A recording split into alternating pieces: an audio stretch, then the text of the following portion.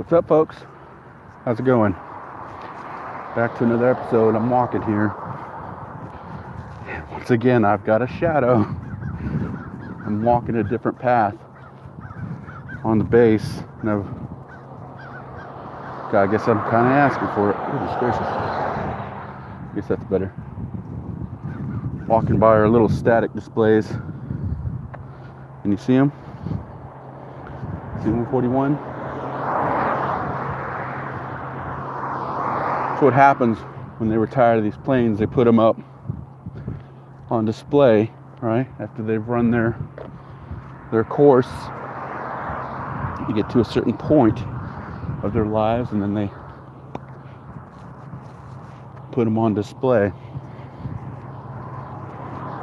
Make them show off their legacy, if you will, which is the subject of today's broadcast. Legacy. A lot of things going on in the world today.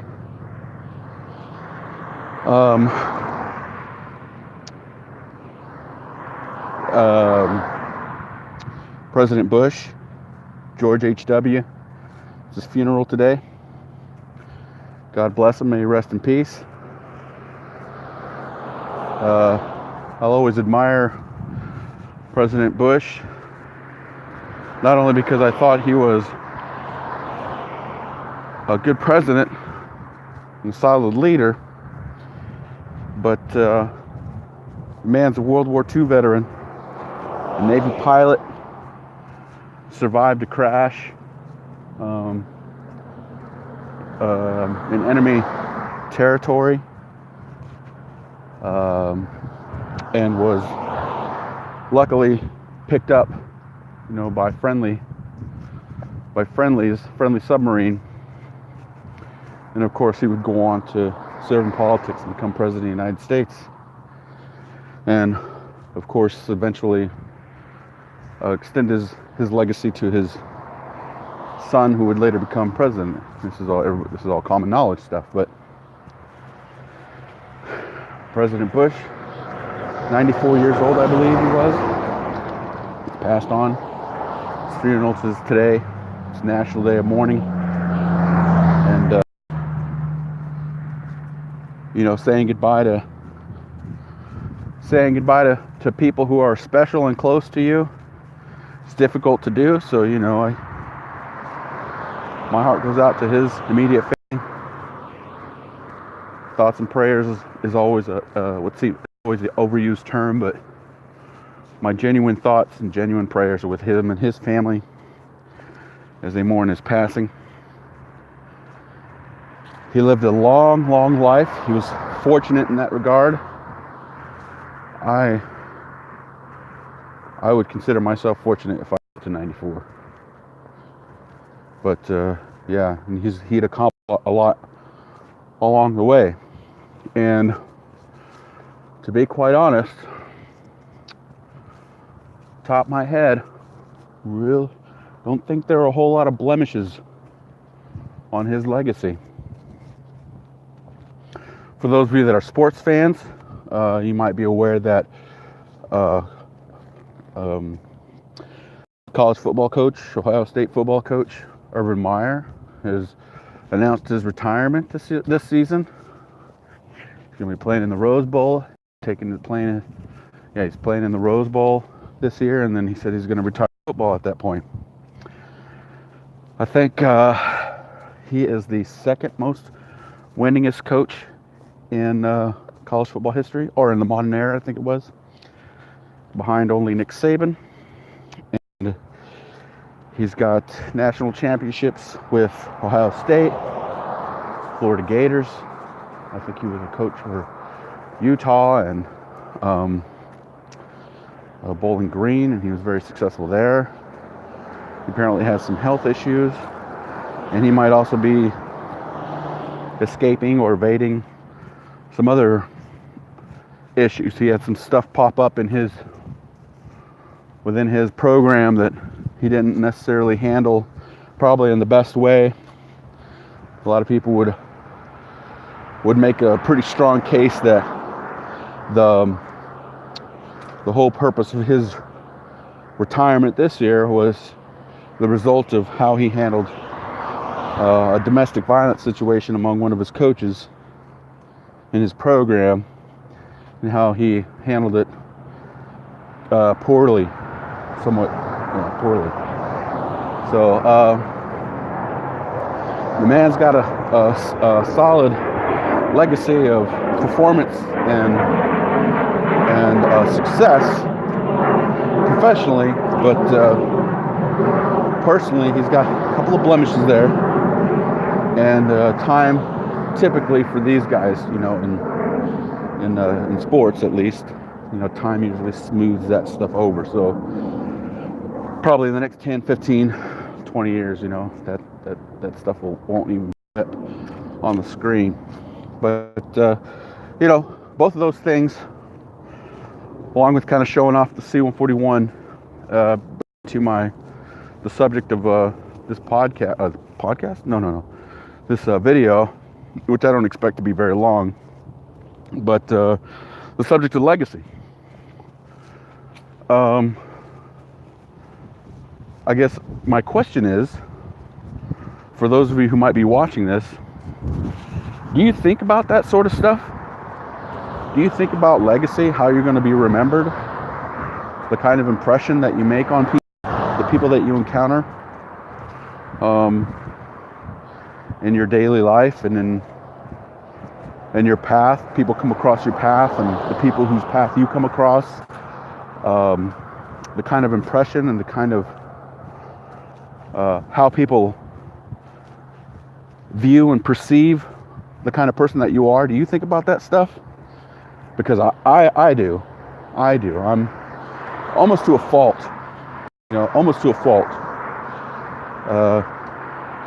Some of that is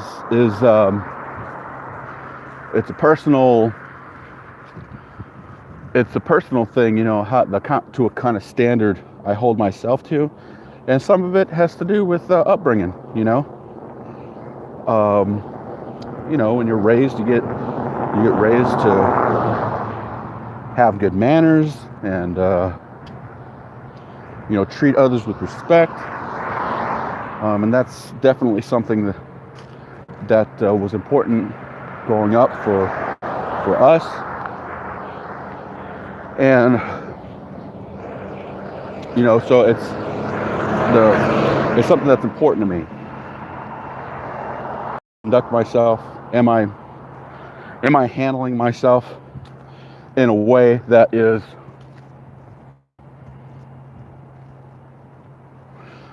I was going to say admirable, but I don't think admirable is the right word, because that means to be admired. I don't necessarily think that I want to be admired. It's respectable. Yeah, it's respectable. Conduct myself in a way where that's it. Where I earn respect, right?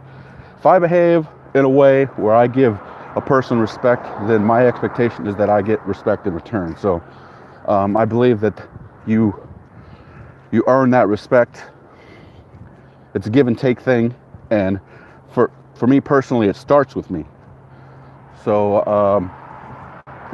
for me personally, it starts with me. My thinking is always that if I treat people with respect and I talk to people as if they are people, then I should get that same treatment in return. And when I don't, it just infuriates the ever-living crap out of me.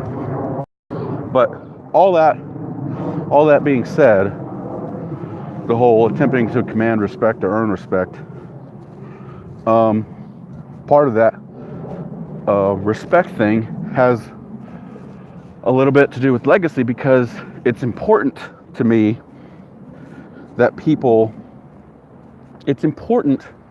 it feels good for me personally to know that I made a good impression on others. It feels good to know that I am considered a good person. It's not necessarily my priority, but it comes from, it's a byproduct that if whatever I'm trying to avoid like horn tooting. It's not necessarily horn tooting. I just think people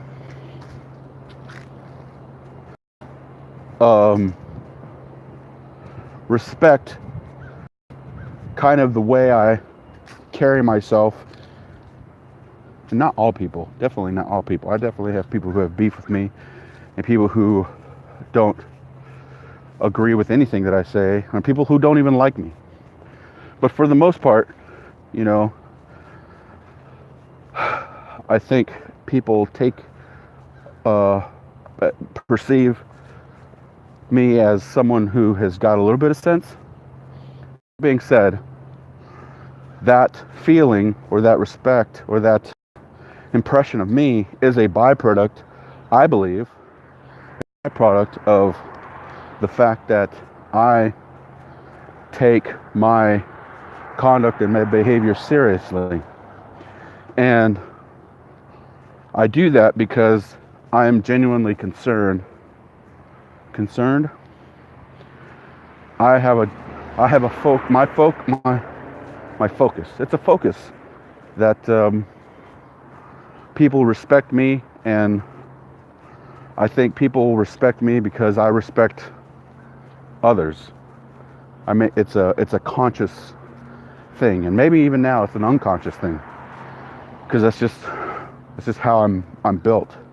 But all that being said, the way I rein that back into legacy is kind of like something that Maya Angelou said. You guys know who Maya Angelou is? Maya Angelou, the poet, philosopher, civil rights activist.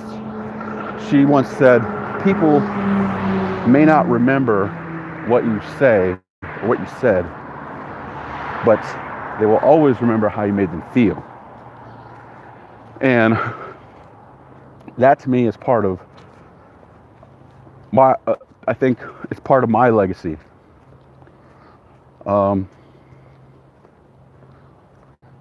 Now, I'll be honest. I mean, that's all you can be. I'll be honest. Not everybody likes me. Once again, I'm not ignorant to that fact, right? But it's not. I'm trying to be careful with these words, because I really do believe that I've never held ill will against any person, and it's not necessarily in my nature to wish or expect ill anything on any person. It's just not in my nature. Because personally, if somebody says or does something that I don't necessarily appreciate, by virtue of personal experience and upbringing and all that stuff, I just disconnect. It's just that easy. It's not simple, but it's easier for me, I think, to just disconnect. It's like, I just don't care about that. But I'm also fairly good at compartmentalizing. Anyway, all that being said, legacy. What's the legacy that you are leaving behind? Do you think about it? I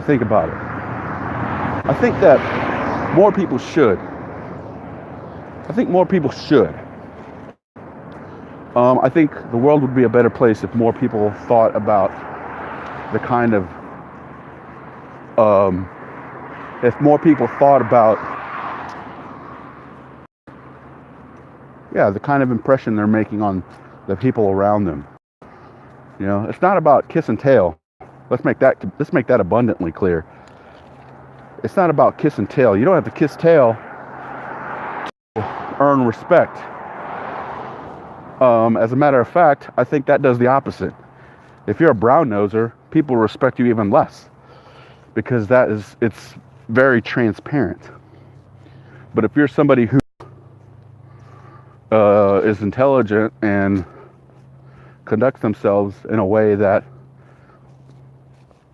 I don't want to say necessarily, maybe not demands respect or commands respect, but if you're somebody who, conducts themselves like they got some sense, they're intelligent and well-mannered and all that stuff, that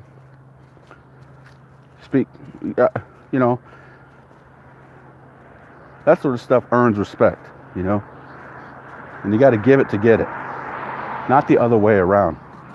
That is so like backwards, at least to me. You want to get respect, you got to earn it. If it's coming from like me to somebody else, well, I'm not giving you my respect until you earn it. That's backwards. That's backwards. Especially if you say it out loud, you're making a conscious, you're expressing that out loud. There's no attempt at middle ground there. If you just carry yourself in a way, I think, that where you just look at the world around you and just take it for what it is, look at the people around you and just take them for who they are, then it's easier to talk to people like people. And typically when you treat people like people, they act like people. And when you treat people like people, they treat you like a person. And when that's your focus, then the legacy that you eventually leave behind is positive. The impression that you leave behind typically will be positive. Now, these sort of things require patience. They require practice. Maybe that's a different episode, right? Maybe that's a different episode. But it definitely requires patience. And to develop that kind of patience, it requires practice. So and this is specifically when talking to people and working with people. But either way, legacy. The biggest part about that legacy, though, about that impression, are if you're like a parent and you got kids, right? That to me is the most important part, because if you conduct yourself in a way that if you behave like you got some sense, then your kids are going to behave like they got some sense, more than likely. The odds are good. Especially if you have more than one, your percentage of sense makers increases with the more kids you make. So if you only have one kid, that's a coin toss. He's either going to have sense or he's going to be an asshole. If you have two kids, you at least got 50-50. Well, that's not true. That's not true statistics. You either have a better chance of having two kids with sense, one kid with sense, or two kids with no sense. So disregard that whole last part. My philosophy is this, though. If you are somebody who conducts themselves like you got some sense, then more than likely you will have kids who conduct themselves like they have sense. Because that's the most important part, right? The generational part. The guys that are coming up behind you, the young people that are coming up behind you. That to me will always be the most important part. But it's not, that's not 100 proof. But if you're a person who thinks about how they function in society, and if you're goal oriented, that's important too. Then the legacy that you leave behind is that of somebody who gets along in society, is goal oriented, is positive, is respectful. Those traits then get passed on to the next generation, and then you're already making the world a better place, right? Remember what I said about in the previous episode about accountability and community? You instill that stuff, you make that a priority, and next thing you know, your kids are doing that stuff, or the young people around you. It doesn't necessarily have to be your kids, because if you don't have kids, but you're around maybe like young people, it doesn't have to be like little people either, 5, 6, 7-year-olds. It could be teenagers, 13, 14, 17. If you're 40 or 50, We're talking 20s and 30s, those guys.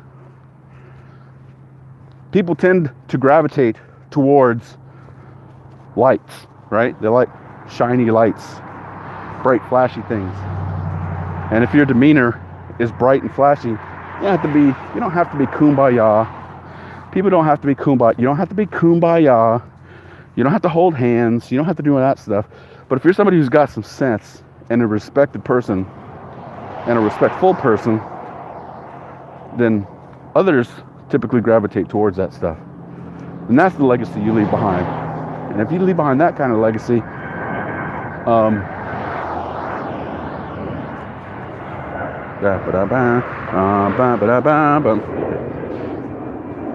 that's legacy. And I guess there's one other part of legacy, how you're remembered. They'll remember those that you leave behind with those values and whatnot. They'll remember where they got all that stuff from. They'll remember. And that's legacy. That's legacy. If we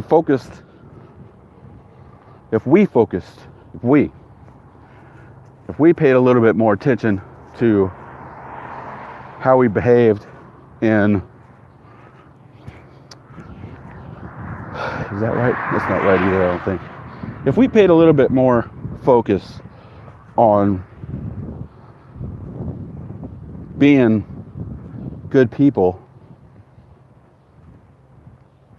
having sense, being respectful, etc., all those things that I described earlier, my opinion, that makes the world a better place, because that stuff rubs off on people. That example rubs off on people. Where I would caution you or watching this video, or anyone else for that matter who might be either watching this video or might hear this sort of stuff somewhere else along the way, where I would caution people is to be careful, because it's easy to be cynical. It is easy to be a cynic, right? It is easy. It's tons easier than being an optimist. It's tons easier than being somebody who's for positive change. It's easy. But as someone who's trying to invoke out of invoke, right? Is that like a spell caster, right? Trying to conjure whatever positive energy. That sounds like hippie. That's like big time hippie-ish. All right. As someone who's trying to be positive and pass positive energy and leave positive stuff behind and move things towards positive, etc., I caution those of you who might attempt to be cynical, especially because it's easy to be cynical. If you're attempting, if making the world a better place is important to you, then my advice is to think about your legacy. How do you conduct yourself? What kind of impressions are you making on the people around you? I know it's not simple. It's not simple. It's not cut and dry. It's not, hey, I'm going to walk out the door and I'm going to be positive today, and poof, you're positive. No, there's different people have different obstacles they have to overcome personally, psychologically, maybe even physically. But I am a firm believer, firm believer that there is no such thing, there is no obstacle too big to be able to overcome. There is no obstacle too great that cannot be overcome. All obstacles can be overcome, every one of them. Every obstacle can be overcome. Sometimes you can't do it by yourself though, so it's important to acknowledge that. You've seen the videos of military basic training or boot camps, and teams, because there are teams set up in teams for a reason, they show up to a wall that they have to scale, right? It takes a team effort, right? You got to throw, guy or two has to throw another guy or gal over on top of the wall. That guy or gal then reaches down, helps the next guy or gal over. Those that remain behind assist in lifting the guy or gal. Next thing you know, you got 2 or 3 people at the top of the wall, and then you're down to your last person.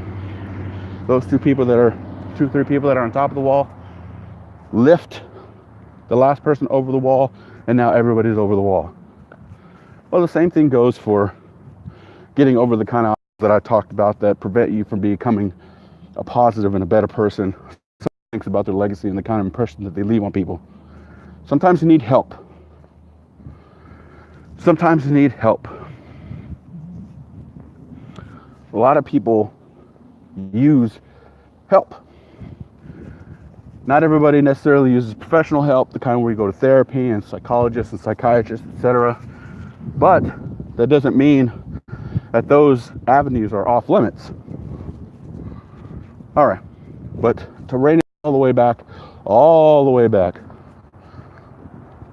don't be afraid to reach out for help if it means getting over whatever obstacles you may encounter that prevent you from living a positive life, that will prevent you to lead the kind of life that can leave an impression on others that could then improve their lives. And then they could then go on to improve other lives and improve other lives.